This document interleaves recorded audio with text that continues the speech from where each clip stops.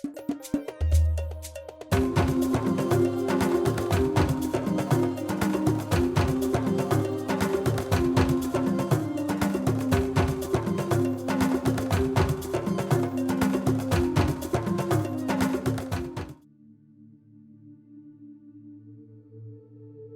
voudrais vous inviter à vous abonner à cette page et à recruter d'autres gens qui vont s'abonner. Pour quelle raison? Parce que c'est une chaîne qui est consacrée à la dézombification du peuple noir. Vous savez, en ma qualité de théologien, d'historien et d'expert en management public, je décide de mettre toute mon énergie et toute l'équipe qui travaille avec moi décide aussi de mettre toute son énergie à la dézombification du peuple noir. L'émission s'appelle Lumière sur le monde. Eh bien, cette lumière, ce n'est pas moi. Cette lumière, c'est le travail que nous faisons ensemble. Lorsque tout à coup, on réalise qu'on nous a roulé dans la farine, on réalise qu'on nous a trompés pendant, n'est-ce pas, des siècles, et que tout à coup, nous prenons conscience de nos ressources, nous prenons conscience de notre identité, et ayant pris conscience de tout cela, nous prenons la décision de partager ce que nous sommes, ce que nous comprenons avec les autres. Donc, nous avons besoin d'avoir une masse critique d'hommes et de femmes noirs réveillés qui vont changer, n'est-ce pas, leur pays respectif pour la gloire de nos ancêtres. Nos ancêtres méritent cela. Ils se sont sacrifiés pour nous et c'est à nous aujourd'hui de prendre le relais. Comment on le fait? On le fait en se dézombifiant et en dézombifiant les autres. Je vous invite donc à liker ce qui se fait sur cette chaîne, à le sharer, à le partager avec les autres, à vous abonner et si vous l'avez fait déjà, à recruter d'autres qui vont s'abonner. On est ensemble, on garde le moral car tant que va le moral, tout va.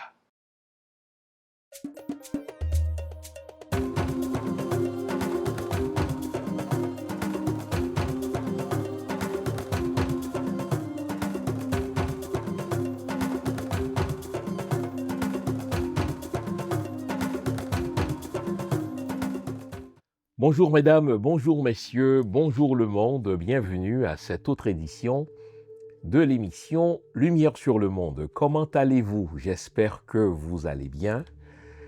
J'espère que vous avez passé une bonne semaine. J'espère aussi que vous allez nous consacrer la prochaine heure à l'analyse géopolitique. Aujourd'hui, nous allons consacrer presque entièrement l'émission à la géopolitique. On va voir ce qui se passe là, au Moyen-Orient. Au moment où j'entre en studio, il y avait des rumeurs persistantes en provenance du Mossad, donc les services de renseignement d'Israël, et en provenance du bureau ovale, donc le bureau à partir duquel Donald Trump dirige les États-Unis, pour ne pas dire le monde. Donc il y avait, répété, des rumeurs persistantes en provenance du Mossad et du bureau ovale, en particulier de Donald Trump, à l'effet que l'Ayatollah Khomeini serait mort. Bon. Ceci est peut-être un piège du Mossad. Khomeini est peut-être mort. Car, comme je vous le dis, au moment où j'entre en studio, il n'y avait aucune information, aucune confirmation de sources croisées. Mon équipe et moi avons beau essayer, nous avons passé des appels, nous avons consulté d'autres sources, en particulier Al Jazeera, mais il n'y avait aucune information ou aucune confirmation de la mort de Khomeini. Peut-être qu'au moment où l'émission est diffusée, peut-être qu'au moment où vous la regardez, cette émission, sa mort est-elle confirmée? Mais au moment où j'entre en studio, répété, il n'y avait aucune information de l'assassinat de Khomeini. Le Mossad avait dit qu'il y a un faisceau d'indices qui vont dans le sens de sa mort, tandis que Donald Trump y est allé de manière plus directe en affirmant sa mort. Mais ceci est peut-être un piège, répété-je, du Mossad. Au moment où Benjamin Netanyahou planifiait cette attaque injustifiée, mais en coordination avec les États-Unis de l'Iran, ce qui est une violation flagrante du droit international, nous y reviendrons tout à l'heure, Netanyahou souhaitait l'assassinat du guide spirituel de l'Iran, tandis que Trump hésitait un peu. Bon. Le premier à confirmer la mort de Khomeini, c'est Netanyahou, mettant ainsi Donald Trump devant le fait accompli, si bien que tout de suite après que Netanyahou a annoncé l'assassinat du guide spirituel, Donald Trump y est allé, lui, d'un tweet sur son compte X en disant que Khomeini est mort. Essayons de nous imaginer qu'au moment où Trump l'a dit à la suite de Netanyahou, Khomeini ne soit pas mort. Pour éviter que le président des États-Unis ne perde la face, Donald Trump n'aurait pas le choix que d'autoriser les services secrets israéliens à compléter la sale besogne, c'est-à-dire compléter l'assassinat de Khomeini. Ceci n'est qu'une pâle illustration de la mainmise du Mossad sur le bureau ovale. Au fait, vous le remarquerez sûrement, sinon vous manquez d'informations. Le deuxième mandat de Donald Trump, qui vient de compléter, ma foi, sa première année à la tête de la Maison-Blanche dans un second mandat, mais le deuxième mandat de Donald Trump, il est dominé par la mainmise du Mossad sur le bureau ovale. En réalité, les États-Unis de Donald Trump sont vassalisés par Israël de Benjamin Netanyahou. En réalité, la véritable puissance mondiale, la véritable superpuissance semble être Israël. Les États-Unis travaillent pour Israël de Netanyahou. Au fait, ça, c'est un objectif que l'État d'Israël poursuivait depuis de longues années. C'est un objectif pour lequel Israël a placé ses pions patiemment jusqu'à ce sommet où le président des États-Unis se sent à ce point redevable, n'est-ce pas, aux Juifs, que sa politique étrangère est exclusivement dédiée à la satisfaction des desiderata inhumains, n'est-ce pas, de l'État d'Israël.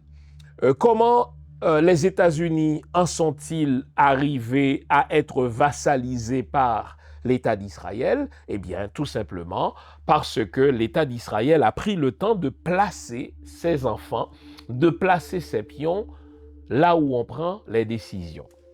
Vous savez, en ma qualité d'historien, on aime à dire que l'histoire, avec un grand H, est écrite avec de petites histoires.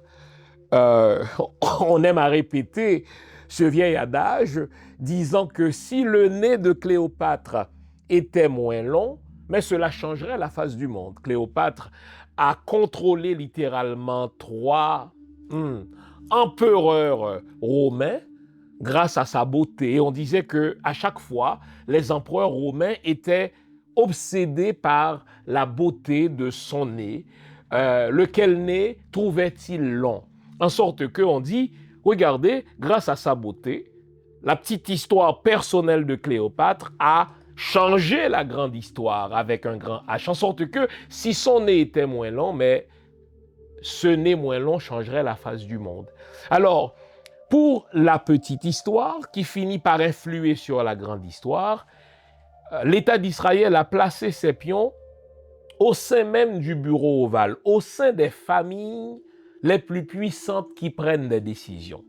Vous ne le savez peut-être pas, je vous l'apprends. Savez-vous qu'au moment où Hillary Clinton était candidate à la présidence en face de Donald Trump, eh bien, qu'Hillary Clinton eût gagné les élections présidentielles ou que Donald Trump les eût gagnées lui aussi, dans un cas comme dans un autre, c'est Israël qui aurait gagné les élections. Savez-vous pourquoi? Parce que la fille unique de Hillary Clinton a épousé, je vous le donne en mille, un juif. Tandis que la fille bien-aimée de Donald Trump a épousé, elle aussi, un juif en la personne de Jared Kushner. En sorte que Hillary Clinton eût gagné des élections ou que Donald Trump les gagne comme il les a gagnés, le véritable gagnant, c'est Israël. Quand vous avez votre fille bien-aimée, votre fille unique, dont le mari est sous la férule d'un juif, à l'évidence, toutes vos décisions vont être influencées par ce juif. Et c'est ce qu'on voit avec Donald Trump. Le mari de la fille de Trump, c'est Jared Kushner. Et savez-vous que les parents de Jared Kushner partageaient le même complexe. Ils habitaient dans le même building que Benjamin Netanyahou au moment où Benjamin Netanyahou vivait aux États-Unis. Et la petite histoire nous dit que Jared Kushner a grandi sur les genoux de Benjamin Netanyahou. Or aujourd'hui, à qui Donald Trump confie-t-il la direction de la politique étrangère des États-Unis en ce qui a trait au Proche-Orient et au Moyen-Orient? Je vous le donne en mille, à Jared Kushner. Or, je viens de vous dire que Jared Kushner a grandi sur les genoux de Benjamin Netanyahou, qui partageait le même building, le même complexe avec les parents de Jared Kushner. Non seulement le jeune homme est-il juif, mais il mange dans les mains de Benjamin Netanyahou. En sorte que il n'est pas difficile pour le Mossad, donc les services de renseignement d'Israël, il n'est pas difficile pour Benjamin Netanyahou de comprendre, de connaître, n'est-ce pas, la psychologie de Trump, d'anticiper ses actions, puisque le gendre bien-aimé de Donald Trump est juif et a grandi sur les genoux de Benjamin Netanyahou. Statistiquement parlant, le chef d'État que Donald Trump a reçu le plus grand nombre de fois en son bureau ovale depuis qu'il a été réélu, c'est qui? Je vous le donne en mille, Benjamin Netanyahou. Et pourtant, Israël n'est pas le premier partenaire commercial des États-Unis, puisque Donald Trump, c'est un homme d'affaires. Ça devrait être le premier critère à la lumière duquel Donald Trump reçoit ou ne reçoit pas un chef d'État, non? Donc, Israël n'est pas le premier partenaire commercial des États-Unis. Israël n'est pas non plus le premier partenaire militaire des États-Unis en termes d'échange d'informations ou en termes d'échange de technologies militaires. Donc, un Donald Trump qui veut, par exemple, consolider ses liens avec ses partenaires militaires devrait recevoir, par exemple, le Premier ministre anglais ou le président français ou, n'est-ce pas, tout autre chef de l'OTAN, mais pas du tout. Donc, contrairement à toute attente en matière de collaboration militaire, Donald Trump a reçu Benjamin Netanyahou le plus grand nombre de fois que n'importe quel autre chef d'État. Donc, ceci, c'est un signe que, eh bien, le Mossad contrôle, le Mossad prend le contrôle, le Mossad, n'est-ce pas, exerce une mainmise parfaite sur le bureau ovale, bureau au sein duquel Donald Trump prend ses décisions. En sorte que, lorsqu'il y a quelques mois maintenant, Israël avait décidé d'attaquer sans raison l'Iran, eh bien, la petite histoire veut que les États-Unis n'aient même pas été informés avant l'attaque. Benjamin Netanyahou a placé les États-Unis devant le fait accompli d'une attaque de l'Iran par Israël et puisque l'Iran a répliqué, a riposté avec violence, eh bien pour mettre un terme à cette guerre injustifiée, pour éviter justement qu'Israël ne soit humilié par l'Iran, eh bien les États-Unis sont intervenus en larguant une puissante bombe, n'est-ce pas, sur les complexes nucléaires de l'Iran. Nouveau, bonne nouvelle, toutes les émissions Lumière sur le Monde se trouvent désormais en mode podcast. Cela veut dire que vous pouvez continuer à vaquer à vos occupations tandis que vous nous écoutez, où que vous soyez, dans votre voiture, à l'épicerie, au travail, en faisant vos courses ou à la maison. Toutes les émissions Lumière sur le Monde en français et en créole sont en mode podcast. Vous les trouverez sur Apple Podcast, Spotify, Podcast Index, Google Podcast, Amazon Music, Stitcher et les autres. Nous sommes partout en mode podcast. Il n'en tient qu'à vous. Nouveau, bonne nouvelle, Lumière sur le monde est un podcast.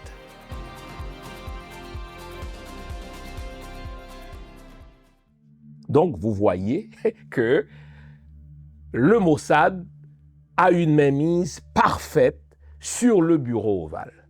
Mais ceci n'a pas commencé avec Donald Trump. Ceci n'a pas commencé avec les Clinton. Savez-vous que le chef de cabinet de Barack Obama, c'était aussi un juif en la personne de Rahm Emanuel. Donc si vous ne comprenez pas comment fonctionne un bureau politique, le chef de cabinet d'un président, le chef de cabinet d'un ministre, c'est vraiment la cheville ouvrière du ministère. Et dans le cas d'un président des États-Unis, c'est lui qui décide de votre agenda, c'est lui qui vous dit, mais voici ce qu'il est important pour vous de savoir, c'est lui qui vous refuse aussi des informations s'il estime que ces informations-là ne sont pas nécessaires.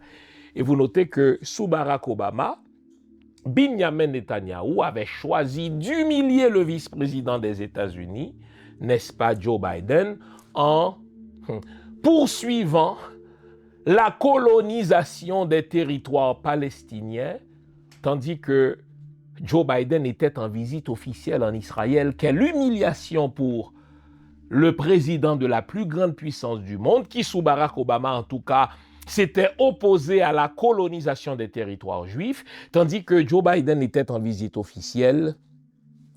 Benjamin Netanyahu a donné l'autorisation officielle de coloniser des territoires palestiniens à des colons juifs. Le Mossad, le service secret, le service de renseignement d'Israël contrôle les États-Unis. Et puisque le Mossad contrôle Donald Trump, il n'est point à dire, le Mossad contrôle le monde. Et c'est pour le malheur du monde. Bon, il n'y a pas que cette attaque injustifiée de Donald Trump au Moyen-Orient qui est une illustration de la violation du droit international. Donald Trump est entré dans un pays souverain au mépris du droit international. Il a arrêté un président en exercice au mépris du droit international. Vous savez, quand on est chef d'État ou chef de gouvernement, ou quand on est ministre des Affaires étrangères, et dans certains cas, quand on est ministre de la Défense, le droit international nous accorde 2 immunités. Il y a une immunité qu'on appelle une immunité personnelle, qui est liée à notre personne aussi longtemps qu'on occupe la fonction de président, c'est-à-dire chef d'État, ou la fonction de Premier ministre, c'est-à-dire chef de gouvernement, ou la fonction de chancelier, c'est-à-dire ministre des Affaires étrangères, et dans certains cas, la fonction de ministre de la Défense. Donc ça s'appelle une immunité personnelle. C'est lié à notre personne aussi longtemps qu'on occupe une certaine fonction. Mais quand on occupe de si hautes fonctions, eh bien, le droit international nous octroie une 2e immunité qu'on appelle une immunité fonctionnelle, qui est liée, celle-ci, à notre fonction. Il y a certaines fonctions qui imposent une immunité, mais une immunité absolue en ce qui a trait aux décisions officielles. Quand on est président, quand on est Premier ministre, quand on est ministre des Affaires étrangères, quand on est ministre de la Défense. Et en général, quand on respecte le droit international, on attend que la personne n'occupe plus cette fonction pour l'arrêter, pour la juger, cette personne-là. Donald Trump s'en fout royalement du droit international. Il a commencé par attaquer des bateaux vénézuéliens dans des eaux vénézuéliennes. Il est entré sur le territoire d'un État souverain. Le droit international repose sur la souveraineté égale ou l'égalité souveraine des États. Il a foulé tout cela aux pieds. Il est entré sur le territoire souverain du Venezuela et arrêté un président en exercice qui jouissait d'une immunité personnelle et fonctionnelle. Et comme si cela ne suffit pas, il menace d'attaquer Cuba et, croyez-moi, hélas, il va le faire. Mais toute cette introduction devrait vous servir à retenir une seule chose que je veux que vous reteniez. Quand Donald Trump et Netanyahou s'entendent, Adolf Hitler a l'air d'un enfant de cœur. Au fait, avant qu'on aille à la pause, quand Adolf Hitler régnait, il s'assurait de doter ses pratiques toujours d'un vernis de légalité. Exemple, quand il avait décidé d'attaquer les Juifs, ce qui est au fait une violation de leurs droits, il s'est donné la peine de doter son pays d'une série de lois qu'on appelle les lois de Nuremberg. Quand il devait attaquer des pays souverains, il se donnait toujours un prétexte en disant « avant la Première Guerre mondiale », c'est-à-dire avant que la France, avant que l'Empire britannique ne nous ait dépouillés de ces territoires-là, ils nous appartenaient, en sorte que nous avons le droit de les reprendre. Donc Hitler se donnait toujours un vernis de légalité qui empêchait les observateurs de dire que ce monsieur-là fait dans l'arbitraire. Au fait, je vous l'apprends comme historien, même l'expression « état de droit » est une formule allemande. Ce sont les Allemands qui ont forgé l'expression « état de droit », tant étaient-ils pétris de l'idée que toute action d'un gouvernement doit être fondée sur le droit.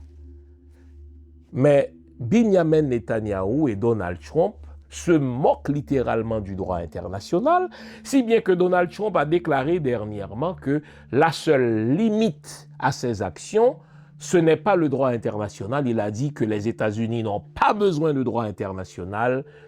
La seule limite à ses actions, c'est sa moralité. En parlant de moralité, on va dire que le bon Dieu a oublié d'en donner à Donald Trump. S'il y a un chromosome qu'on appelle chromosome de moralité, je peux vous le dire franchement, j'étais là. Lorsque le bon Dieu a créé Donald Trump, il ne lui en a pas donné. C'est pas compliqué. Donald Trump n'a pas de moralité, donc il n'aura pas de limite. Le monde sera, c'est le cas de le dire, les amis, un véritable bordel lorsque Benjamin Netanyahou et Donald Trump auront laissé le pouvoir. Benjamin Netanyahou et Donald Trump disent qu'il n'y a pas de place pour les petits pays. Vous avez entendu le discours, mais tellement dégoûtant, du ministre des Affaires étrangères des États-Unis, c'est-à-dire du secrétaire d'État des Américains, Marco Rubio, qui est allé à Munich. Imaginez, à Munich en Allemagne. Si les Américains avaient un minimum de sens de l'histoire, ils se seraient souvenus que la deuxième grande guerre tribale des Européens, ce qu'on appelle improprement la Deuxième Guerre mondiale, est partie de l'Allemagne. Le bonhomme a tenu un discours à Munich dernièrement pour dire quoi? Pour dire aux Européens, plutôt que de critiquer Donald Trump, ils devraient être de son côté. De même que Donald Trump est en train d'envahir le Venezuela et probablement Cuba, ils disent aux Européens, vous devriez recommencer à coloniser le Sud global, c'est-à-dire globalement les pays de l'Afrique. Alors, ce n'est pas compliqué. La doctrine de la politique étrangère de Donald Trump, elle est simple. La doctrine de la politique étrangère de Benjamin Netanyahou, elle est simple. Il n'y a pas de place pour les petits pays. Et franchement, je vous le dis, en ma qualité d'historien, quand Donald Trump et Benjamin Netanyahou s'entendent, Hitler a l'air d'un enfant de cœur qui aurait dit que si peu de temps après la Deuxième Grande Guerre, on commencerait à avoir, sinon de la sympathie, mais on commencerait à juger moins sévèrement Hitler, dont la seule faute, finalement, comme le disait Aimé Césaire. La seule faute d'Hitler, c'est quoi? C'est d'avoir introduit le racisme parmi les Blancs. Aussi longtemps que Hitler n'aimait pas les Juifs, on s'en foutait. Aussi longtemps qu'il menaçait d'envahir, n'est-ce pas, l'Afrique, on s'en foutait. Mais dès lors qu'elle disait des Allemands qu'ils étaient les plus blancs des blancs, qu'ils étaient la race aryenne et que les autres étaient inférieurs par rapport aux Allemands, alors les Churchill de ce monde se sont dit, mais pourquoi se prend-il ce fils de pute? Nous allons lui faire la guerre. Pas parce qu'il est raciste, pas parce qu'il attaque les autres pays, mais parce qu'il a osé introduire le racisme au sein des Blancs. Au fait, vous allez voir, Trump et Benjamin Netanyahou s'entendent pour attaquer injustement l'Iran. Le Canada a déjà applaudi, la France applaudit, tout le monde s'en fout parce qu'il s'agit d'Iraniens. Mais le jour où Trump envahira pour de vrai, n'est-ce pas, le Groenland, les mêmes pays qui aujourd'hui oublient qu'il y a un droit international vont évoquer le droit international. Ce que vous devez retenir, c'est que la civilisation blanche, qu'elle soit du côté français, qu'elle soit du côté britannique, qu'elle soit du côté américain, c'est une civilisation qui est basée sur l'annihilation des autres. C'est une civilisation qui est basée sur la suppression des autres. Vous avez des biens que je veux, plutôt que de négocier avec vous, je vais vous supprimer. Au fait, au temps de l'Empire britannique, on appelait ça la politique de la canonnière. Les Britanniques arrivaient sur votre littoral avec leurs bateaux, ils pointaient leurs canons sur vous et ils vous disaient « achetez mes biens » ou alors « donnez-moi les vôtres, sinon on va vous bombarder ». Eh bien, Donald Trump et Netanyahou font la même chose. Ils veulent le pétrole de l'Iran, alors ils l'attaquent. Trump veut le pétrole du Venezuela, il l'attaque.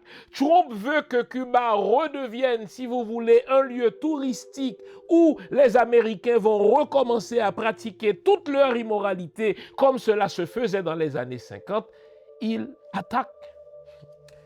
La véritable question, c'est à quoi sert aujourd'hui l'Assemblée générale des Nations unies? À quoi servent les Nations unies? À quoi servent les tenants, les théoriciens du droit international? Vous notez, aussi longtemps qu'il s'agit d'Iraniens, donc de Perses, on s'en fout. Aussi longtemps qu'il s'agit de Vénézuéliens, on s'en fout. Aussi longtemps qu'il s'agit de Cuba, on est en train de réduire à sa plus simple expression le niveau de vie des Cubains. Tout le monde s'en fout. Le Canada se contente de dire à ses ressortissants de rentrer chez eux. On oublie le droit international. On laisse Donald Trump et Benjamin Netanyahou pratiquer leur fascisme de mauvais goût. Et tout le monde continue de faire ses affaires. C'était tellement dégoûtant en ma qualité de Canadien d'entendre le Premier ministre du Canada dire « Regardez, nous, on est pour cette guerre injustifiée d'Israël et des États-Unis en Iran. On veut la démocratie, on veut le droit international. » Vraiment. Le Canada veut la démocratie, le Canada veut le respect des droits de l'homme, il critique l'Iran et pourtant le Canada fait des affaires avec l'Arabie saoudite. N'avez-vous pas honte, monsieur Carnet? L'Arabie saoudite dont le prince, il y a seulement quelques années, a fait scier un opposant qui avait la résidence américaine de surcroît. Il l'a fait scier en petits morceaux dans le consulat de l'Arabie saoudite en Turquie. Tout le monde était au courant. Après quelques petits discours de condamnation, tout le monde recommence à brasser des affaires avec l'Arabie saoudite. Le Canada recommence à brasser des affaires au mépris du droit de la personne. Mais s'agissant de l'Iran, parce qu'il s'agit d'Israël, tout le monde ferme les yeux sur la violation du droit international. Et vous êtes étonnés que les ressortissants de ce que vous appelez les petits pays, vous êtes étonnés de ce que les ressortissants des pays que vous appelez pauvres parce que vous les appauvrissez, parce que vous les avez appauvris, vous êtes étonnés que les ressortissants de ces pays vous détestent. Honte à vous, honte à vous. La vérité, c'est que Donald Trump mourra un jour. La vérité, c'est que Benjamin Netanyahou mourra un jour. Mais la vérité, elle est encore plus terrible. les grands empires meurent toujours d'indigestion. Et c'est ce que Victor Hugo avait dit, il s'y connaît. Victor Hugo, c'est un sénateur français, homme d'État, qui a vu, n'est-ce pas, Napoléon III s'attaquer à l'ordre mondial d'alors en disant « Réjouissons-nous, peuple français, car l'avenir est à nous ». Et Hugo rappelait à Napoléon III « Non, l'avenir n'est pas à nous, sire, l'avenir est à Dieu, car les grands empires meurent d'indigestion ». La contestation à Netanyahou, l'opposition à Trump viendra du sein même des États-Unis. Si les Américains avaient un minimum de sens de l'histoire, ils sauraient que violer le droit international, c'était l'affaire des Britanniques autrefois. Violer le droit international, c'était l'affaire des Français autrefois. Aujourd'hui, que sont devenus ces pays? À peu près rien. Eh bien, un jour, les États-Unis qui violent aujourd'hui ce droit international qu'ils ont eux-mêmes institué, les États-Unis qui ont eux-mêmes promu, disons, la Charte des Nations Unies, qui propose qu'on règle les litiges, les conflits entre les nations par la paix plutôt que par la guerre, ce même pays aujourd'hui viole le droit international. L'opposition aux Américains viendra des États-Unis eux-mêmes. Longue introduction. Le titre de l'émission, c'est « Quand Trump et Netanyahou s'entendent, Hitler a l'air d'un enfant de cœur ». Qui eût dit que si peu de temps après la deuxième grande guerre tribale des Européens, Hitler aurait eu l'air plus sympathique que Trump et Benjamin Netanyahou. On s'arrête ici, vous connaissez le rituel. Offrez-vous une bonne tasse de thé, une bonne tasse de café, une bonne tasse de chocolat chaud, bref, tout ce qui est de nature à vous garder éveillé, car aujourd'hui encore, nous allons nous dire les vraies affaires. Il faut qu'il y ait des discours divergents. Radio-Canada, CNN, Fox News, n'est-ce pas, toutes les grandes chaînes de tous ces pays vassalisés par Israël vont nous raconter les mêmes conneries sur Khomeini qui était un dictateur, sur Israël qui a le droit de se défendre. On se défend quand on est attaqué. Ils vont essayer de nous baratiner. Mais il faut résister à ces discours fascistes. C'est toujours ainsi que les voleurs commencent. Ils fabriquent un ennemi, ils donnent de faux prétextes, ils mettent à leur solde les télévisions, donc les médias, la presse, pour nous baratiner. Il faut résister à cela. La vérité, c'est que Hitler est beaucoup plus sympathique que Benjamin Netanyahou et Donald Trump. À tout à l'heure, les amis.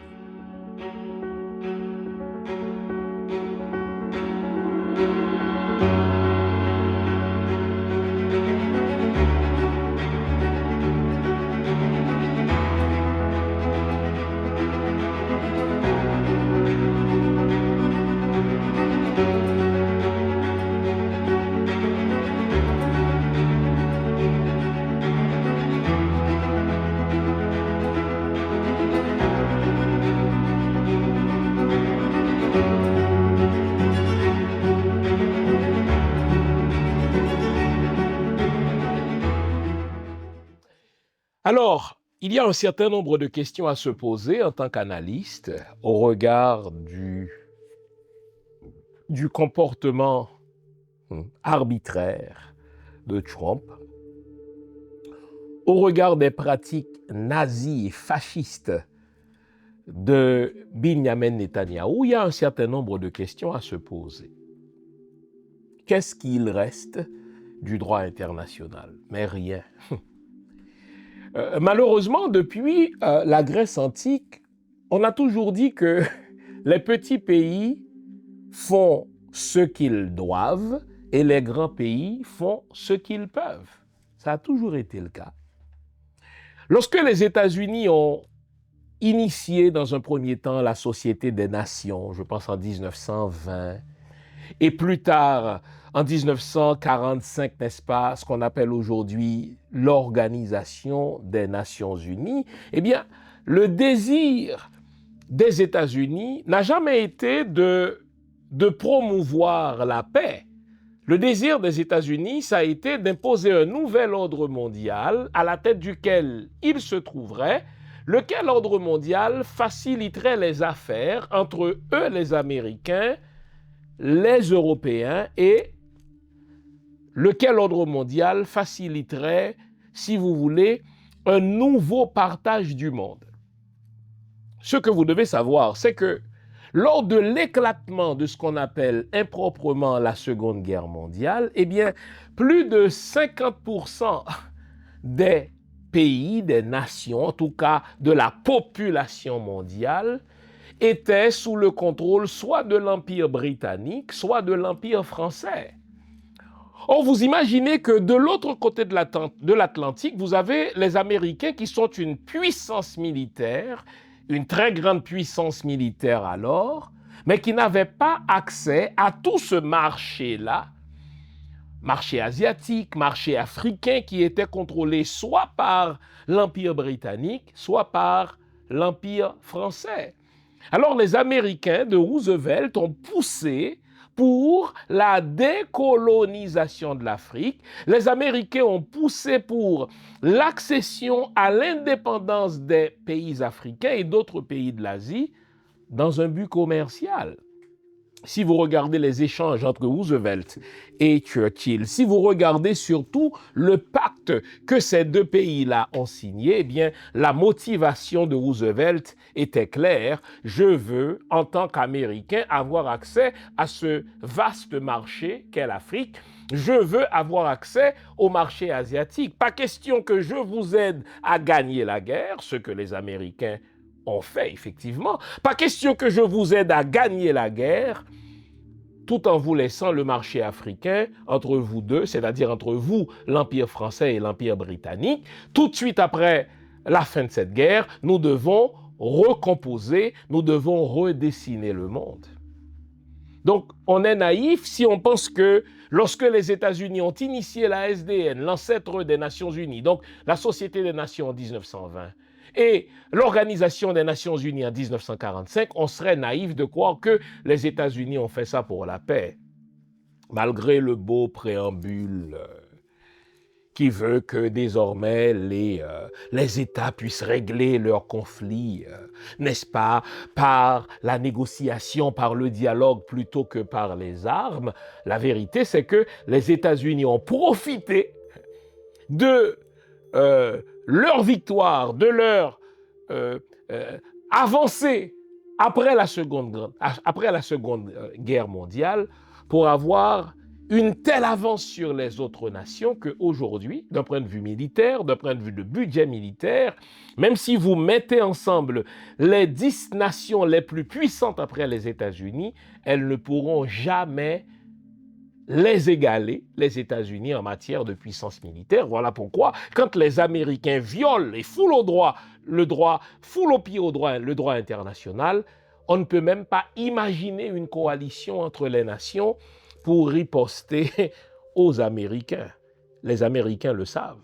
C'est écrit dans les notes du département d'État, c'est écrit dans les notes de ce qu'on appelait jusque-là du ministère de la Défense et que Donald Trump a changé en ministère de la Guerre. Nous devons avoir une telle avance sur les autres nations, sur les autres puissances, que même si elles se liguaient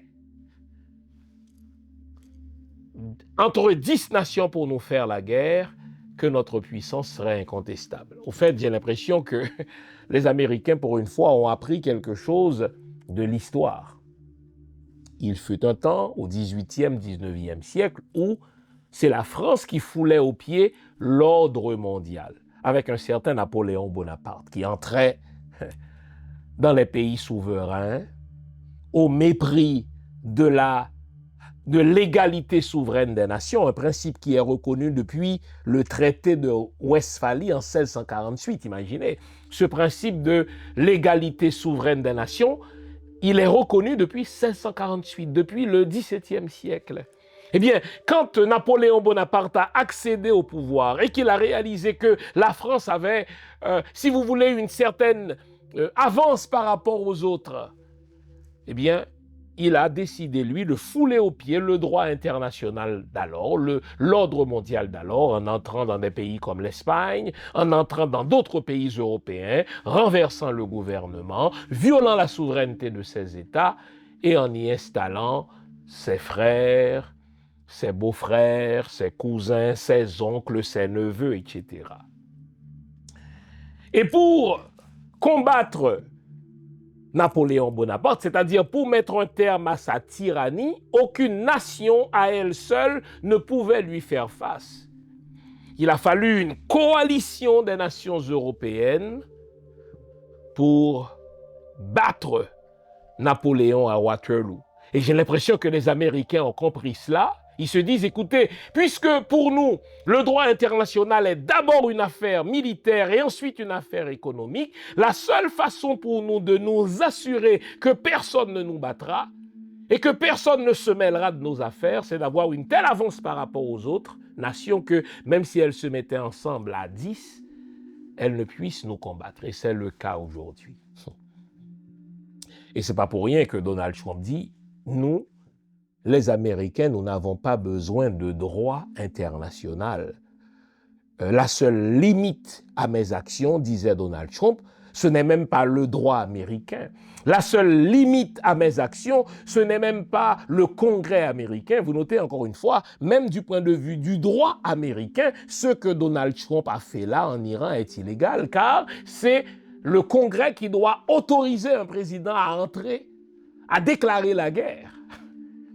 Vous notez? J'ai dit entrer, mais tout de suite, j'ai remplacé le verbe entrer par déclarer. Parce qu'il y a une subtilité dans le droit américain. On dit que c'est le Congrès qui déclare la guerre, donc c'est le Congrès qui doit autoriser le président américain à déclarer la guerre, mais le président peut entrer en guerre. Et vous notez que Trump ne va jamais dire qu'il a déclaré la guerre, il va dire qu'il fait des frappes chirurgicales, qu'il fait des interventions précises, qu'il mène des frappes. Notez le langage. Et même les médias qui, pour la plupart, mangent dans la main d'Israël, même les journalistes qui, pour beaucoup d'entre eux, sont de gros imbéciles. Il ne faut pas croire que les journalistes qui nous présentent les nouvelles, ils font de grandes études, ils comprennent les subtilités. Eux, ils répètent tout simplement ce que les autres disent. René Lévesque disait des journalistes qu'il fut d'ailleurs que ces journalistes sont des piques-assiettes. Chacun pique dans l'assiette de l'autre et répète les mêmes conneries. Et donc vous allez noter que les journalistes du monde entier vont dire que les États-Unis sont en train de mener des frappes. Pour quelle raison? Parce que Donald Trump n'a pas le droit de dire qu'il a déclaré la guerre à l'Iran, parce que ce serait une violation du droit interne américain, puisque, comme je vous le dis, c'est le Congrès qui doit voter, qui doit autoriser un président à déclarer la guerre, mais le président, en tant que chef suprême des armées, peut autoriser, peut conduire, peut mener des frappes. Donc, vous me direz, c'est de la foutaise, bien sûr. Vous me direz, c'est du sophisme. Ce sont des arguties du genre combien d'anges peuvent danser sur la tête d'une aiguille. Mais ainsi va le monde. Quand le président veut mener une guerre, il va utiliser le langage qu'il faut pour éviter d'être en porte-à-faux avec le Congrès américain. Bon.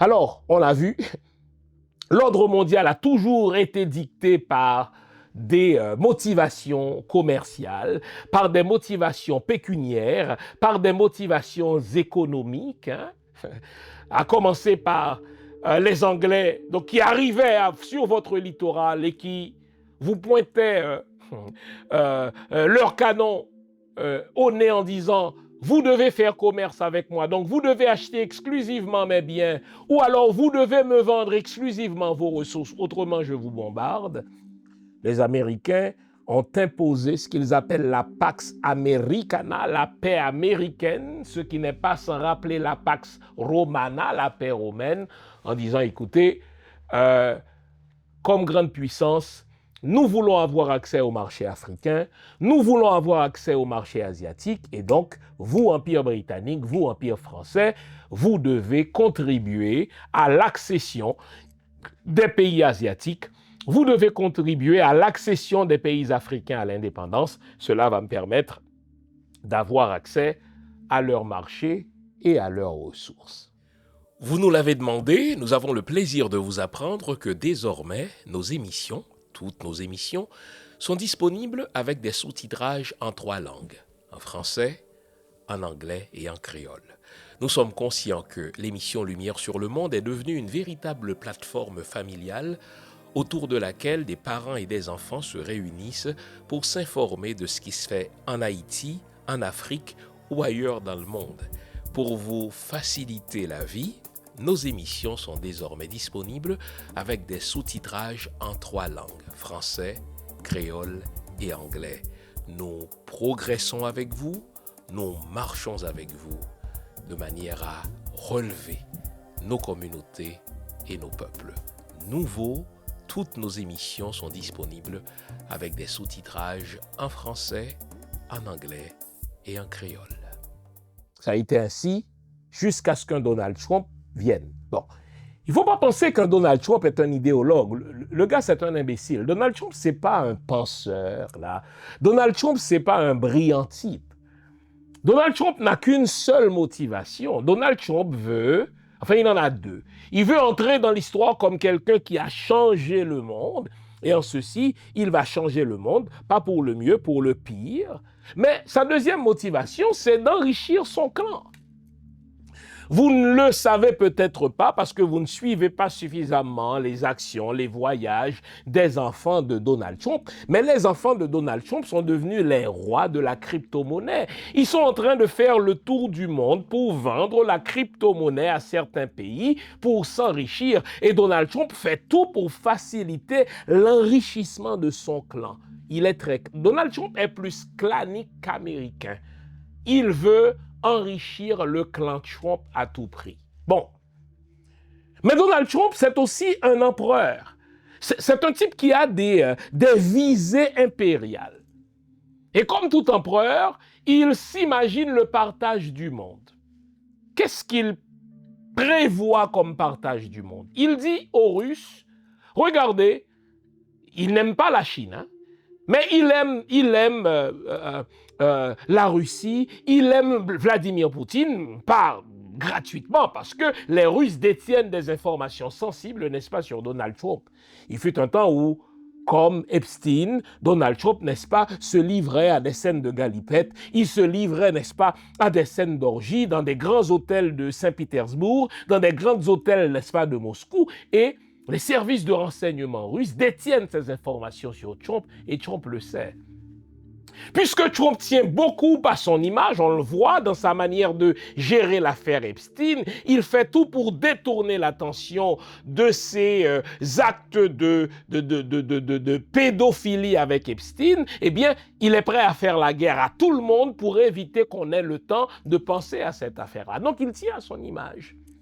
Et donc, je disais que Donald Trump a 2 motivations. La première, enrichir son clan, le clan Trump, permettre à Ivanka, sa fille, permettre à Donald Jr., permettre à son autre fils, n'est-ce pas, ses autres fils de s'enrichir, entre autres par la crypto-monnaie.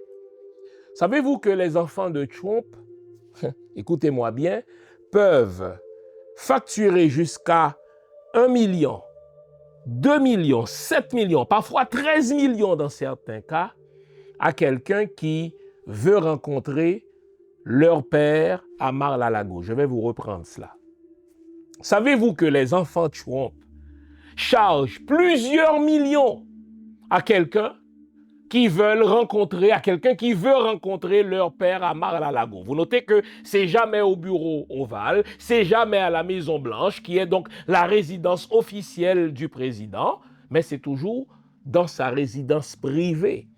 Donc, lorsqu'il est en vacances, lorsqu'il vient pour la fin de semaine, lorsqu'il vient passer un soir à Mar-a-Lago, ce n'est plus le président, c'est le particulier. Alors là, les enfants Trump peuvent charger jusqu'à 30 millions, 13 millions, 17 millions à quelqu'un, souvent un homme d'affaires qui veut avoir, n'est-ce pas, l'influence de Donald Trump pour résoudre tel problème. Les enfants Trump peuvent charger plusieurs millions pour faciliter cette rencontre entre cet homme d'affaires et Donald Trump à Mar-a-Lago. Je vous le dis, j'en sais quelque chose. Bon.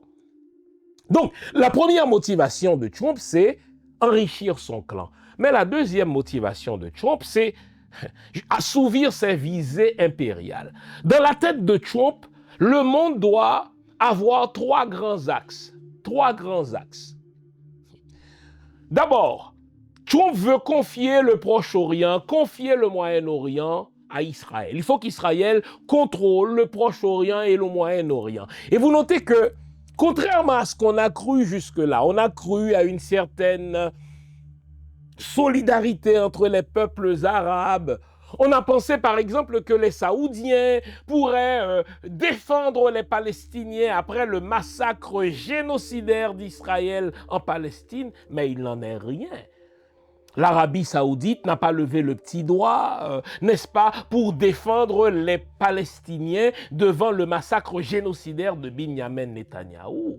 Pourquoi? Parce que Donald Trump leur dit: laissez faire Binyamin Netanyahou et vous allez continuer à faire des affaires avec nous. Et vous notez que les Saoudiens, malgré le fait qu'ils n'ont aucun respect pour le droit de l'homme, enfin pour les droits de l'homme, mais ça ne dérange personne parce que ils entrent dans le rang de la vision globale de Trump. Trump, répétais-je, perçoit le monde en trois grands axes. Donc, le Proche-Orient, le Moyen-Orient doit être sous le contrôle d'Israël. Fine.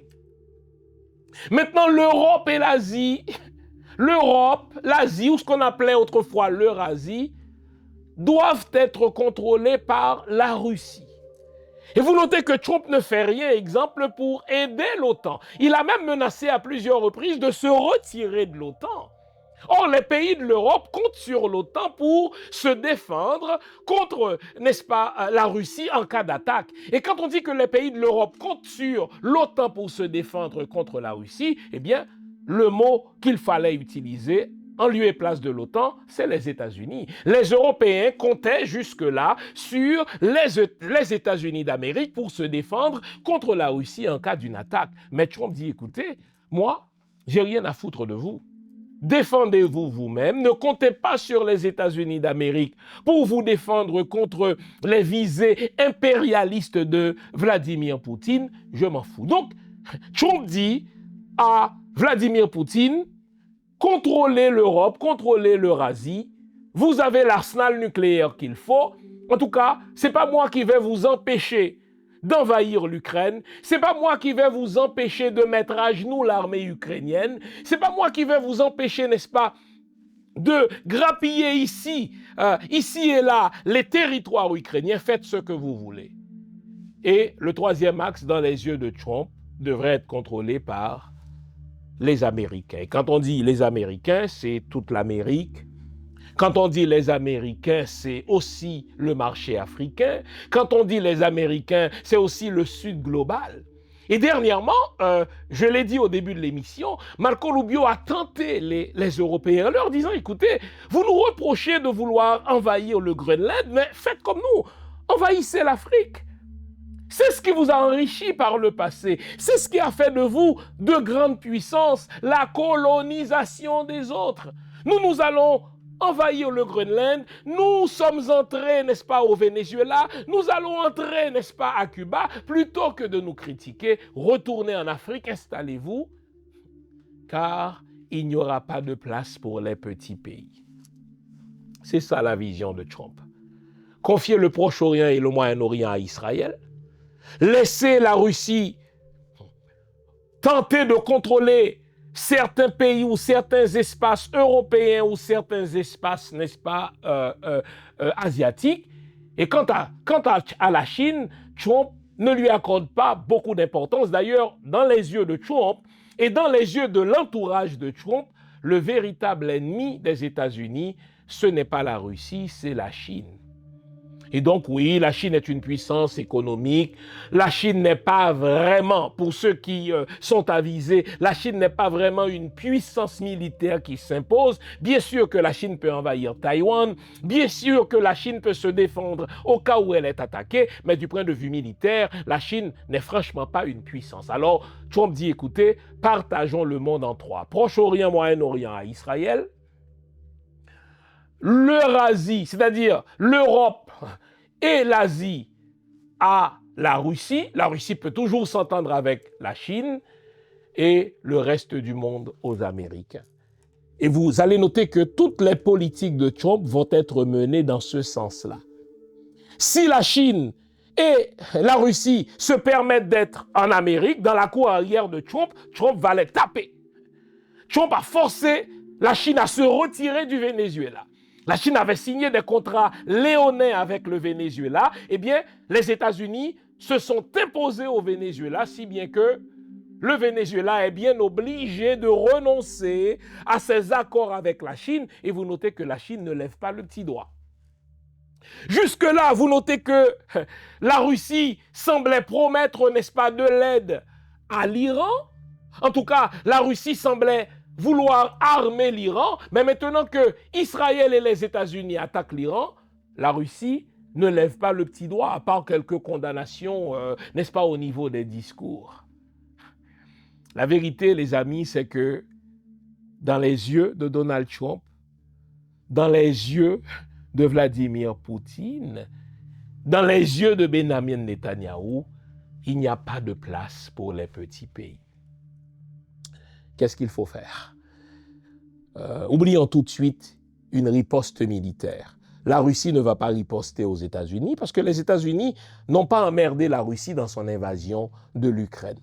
Oublions ça. La Chine ne va pas aller au-delà d'une condamnation discursive au sein du Conseil de sécurité. Pourquoi? Parce que la Chine, tout le monde le sait, va finir par envahir Taïwan. Et si la Chine le fait, faites-moi confiance, les États-Unis ne vont pas lui déclarer la guerre.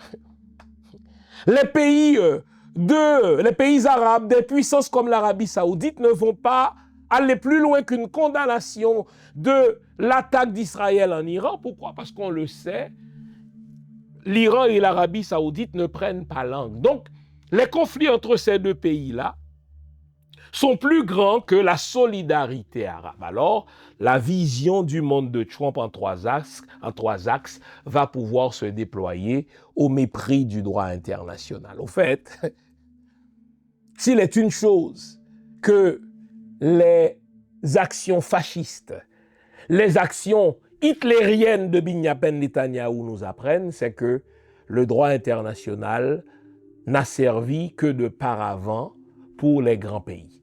Aussi longtemps que ça faisait leur affaire, aussi longtemps que cela leur permettait de brasser des affaires, il y avait du droit international. Mais quand la plus grande puissance du monde dit, écoutez-moi, je n'ai pas besoin de droit international, je veux redessiner le monde, alors vous verrez que des pays comme la France, un pays de droits de l'homme, mon cul, des pays comme le Canada, qui s'est toujours targué de respecter le droit international, ils vont tous se plier devant l'arbitraire des Américains, devant l'arbitraire, n'est-ce pas, d'Israël, devant l'arbitraire, c'est le cas de le dire, de la Russie, car le nouvel ordre mondial de Donald Trump ne laisse pas de place pour les petits pays. Qu'est-ce qu'on doit faire? Est-ce que nous devons nous résigner? Ou bien est-ce qu'il faut imaginer une solution qui a déjà marché? On s'arrête ici, je vous reviens après la pause, cette fois-ci avec les mots conclusifs. À tout à l'heure. Vous vous demandez où trouver mes livres? Simple, sur mon site, prioritairement, www.jeanfils-aimé.com. Vous avez accès à tout ce que j'ai écrit. Où que vous vous trouviez dans le monde, nous livrons partout où c'est possible. Vous pouvez aussi avoir accès à mes livres par Amazon.ca. C'est un excellent cadeau à se faire ou à faire aux autres. Servez-vous-en. Alors nous l'avons vu, dans les yeux de Donald Trump, dans les yeux de Benjamin Netanyahou, en fait les deux, ce sont de grands fascistes. Hein. Il n'y a pas de place pour les petits pays. Donc il y a deux comportements à avoir, deux réflexes à développer quand on est un petit pays. Le premier réflexe, c'est de se mettre ensemble, c'est de se regrouper. Ça, c'est un principe qui fait partie de la civilisation africaine. Quand on reste seul, on se fait bouffer par les prédateurs. Et ça a toujours été, si vous voulez, notre point faible en tant que petit pays, nous imaginer que nous pouvons négocier seuls avec la France, nous imaginer que nous pouvons négocier seuls avec les États-Unis d'Amérique. Non. Pour un prédateur, quand la proie est seule, cela lui facilite, n'est-ce pas, la chasse. Alors, ce qu'on fait quand on est un petit pays, précisément à l'ère Trump, on se coalise, on se met ensemble. Et c'est un appel que je lance à mes frères africains, les chefs d'État africains. Ne pensez pas que parce que vous êtes en Afrique, parce que plusieurs océans vous séparent de Donald Trump, ne pensez pas que vous êtes à l'abri d'une invasion. Ne pensez pas que vous êtes à l'abri, n'est-ce pas, d'une attaque. Non, Donald Trump, c'est un voleur. Donald Trump, c'est un prédateur. Vous avez des ressources, n'est-ce pas, qui lui font envie et rien ne l'empêche, n'est-ce pas, sous quelque prétexte que ce soit, de vous attaquer. Alors, mettez-vous ensemble. L'Union africaine doit être plus qu'un mot, ça doit être une réalité. Les pays de l'Afrique doivent se mettre ensemble. Exemple, au sein des Nations Unies. Vous représentez démographiquement quelque chose comme 38% des pays qui sont présents au sein des Nations Unies. Vous êtes quoi? 193 États au sein des Nations Unies et les États africains représentent quelque chose comme 38% du point de vue démographique. Mais pourquoi ne votez-vous pas toujours dans le même sens? 38%, c'est presque 50%, donc c'est presque la majorité.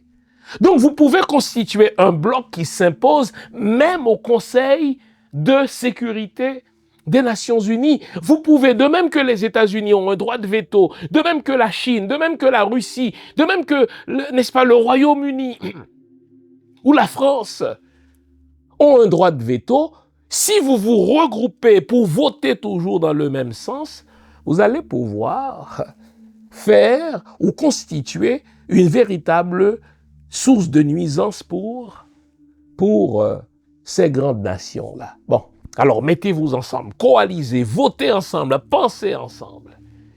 Et c'est le moment aussi pour moi de lancer un appel fraternel, n'est-ce pas, à certains penseurs africains qui sont jusque-là timorés, qui ont peur d'être sanctionnés par la France, qui ont peur d'être sanctionnés par les États-Unis. Non, chacun doit penser en fonction de ses intérêts, mais de ses intérêts collectifs. Les idéologues américains vont penser dans le sens des intérêts américains. Les idéologues français sont en train de penser dans le sens des intérêts français, dans le sens des intérêts canadiens. Alors nous, les peuples noirs, nous devons, en tant qu'idéologues, commencer à penser dans le sens de nos intérêts, nous regrouper. C'est la première recommandation. Et deuxièmement, nous devons nous armer. Pourquoi les États-Unis n'attaquent-ils pas la Corée du Nord selon vous? Parce que la Corée du Nord dispose d'une force de nuisance. Les Romains l'ont dit. Si vis pacem para bellum. Si tu veux la paix, prépare la guerre. On a du respect que pour ceux qui ont une véritable capacité de nuisance. Vous notez que les États-Unis, Donald Trump, dans son premier mandat, est allé rendre visite à Kim Jong-un. Pour quelle raison? Parce que Kim Jong-un dispose d'une véritable capacité de nuisance au niveau de la technologie, au niveau de l'intelligence artificielle, au niveau nucléaire. On a du respect pour ceux qui sont lourdement armés. En matière de relations internationales, on n'a de respect que pour les nations qui sont armées. Donc, premier conseil, regroupons-nous. Mais deuxième conseil, armons-nous. Au fait, c'est de la foutaise que de dire « Ah oui, l'Iran n'a pas droit à l'arme nucléaire ». L'Iran a droit à l'arme nucléaire comme tout autre pays qui veut avoir l'arme nucléaire. Imaginez, le Pakistan a l'arme nucléaire, l'Inde a l'arme nucléaire, la Chine a l'arme nucléaire, la France a l'arme nucléaire en cachette. Les États-Unis ont aidé Israël, n'est-ce pas? Et la France aussi. La France a aidé Israël à se doter de l'arme nucléaire. Et puis aujourd'hui, vous dites que l'Iran n'aurait pas droit d'avoir l'arme nucléaire. Mais qui vous dit cela? Moi, je lis certains commentaires qui disent, écoutez, c'est pas un bon gouvernement pour le peuple iranien. Mais c'est pas de vos affaires, merde. Est-ce que nous, les non-américains, nous avons le droit de dire que Donald Trump est un mauvais président pour les Américains? Non, c'est aux Américains de sanctionner leur président.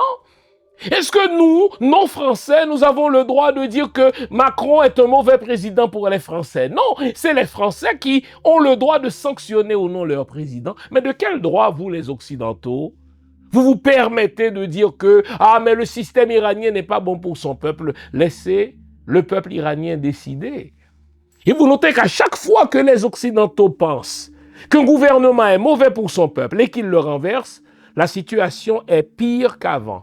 Exemple, la Libye. Ils disent « Ah ouais, mais Kadhafi était très mauvais pour son peuple ». Depuis qu'ils ont envahi la Libye et qu'ils ont assassiné Kadhafi, allez demander au peuple libyen s'il s'en porte mieux. Autre exemple, n'est-ce pas, Saddam Hussein. Depuis qu'ils ont décapité Saddam Hussein, qu'ils ont envahi, n'est-ce pas, injustement, n'est-ce pas, l'Irak, allez demander au peuple irakien est-ce qu'il s'en porte mieux. Donc, écoutez là, les Occidentaux, les analystes occidentaux qui nous font un cours de morale sur le système de l'Ayatollah Khomeini, il faut leur dire d'aller s'occuper de leurs fesses.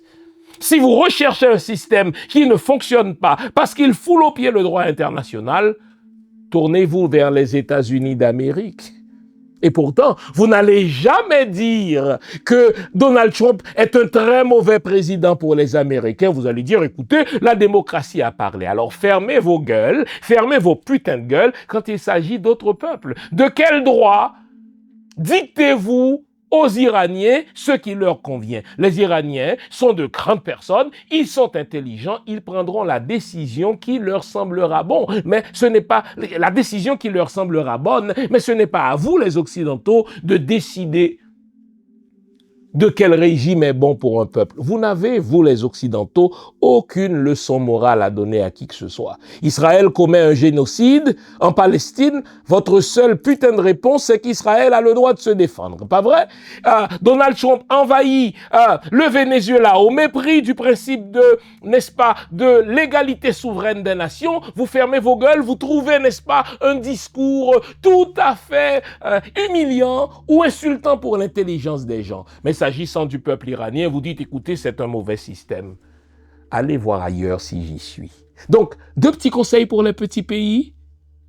Mettez-vous ensemble et armez-vous. On n'a de respect que pour les nations qui ont une capacité de nuisance militaire ou technologique. Les amis, quel bonheur de vous retrouver. On se revoit la semaine prochaine pour une autre émission du même genre. Gardons le moral. Car quoi que pense Trump, quoi que pense Netanyahou, il y a de la place pour les petits peuples, il y a de la place pour les petites nations. Nous devons nous mettre ensemble et nous devons nous armer militairement, technologiquement, car on n'a de respect que pour les peuples qui ont une capacité de nuisance. Si vis pacem, parabellum. Tu veux qu'on pratique la paix avec toi? Prépare la guerre. Quand on réalise que tu as une capacité de nuisance, alors là, on fait attention à toi. On garde le moral, les amis, car tant que va le moral, tout va. Bonne semaine.